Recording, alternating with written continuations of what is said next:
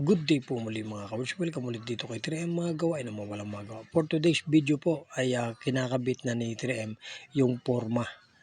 Dahil po nakalipas yung magdamag, pinatuyo niya po yung nilagay niyang pundasyon at ngayon naman po ay kakabit niya na yung forma. Kasunod po dyan ay yung mga full thread at yung improvised clamps niya po. Yan po mga kawards. Dito po sa pagkakataon na to ay ito na po yung ika-anim na poste. At nakumpleto na po niya yung 5. Ngayon na po ito na po yung pinakahuli. Ayan po mga kawards, yung kanyang inilatag ay mga full thread at saka yung clamps po, improvise lang. Yan naman po ay iigpitan lang ng wrench, open wrench, at yan naman po ay madali na lang din ikalasin, ikabit at ikalas.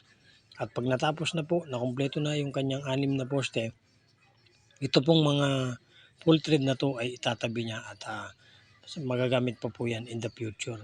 Ganyan po ang ginawa ni 3M. At ang mga forma naman po ay magsisilbing panggatong na lang po yan dahil wala na pong paggagamitan. Yan po, kaya double purpose po yung kanyang ginawa. At para sa kalaman po ng lahat, si 3M po ay hindi skilled carpenter, hindi po siya skilled mason. Siya ay naglakas loob lang na gumawa ng mga ganitong mga poste at nakuha naman po niya yung tamang proseso.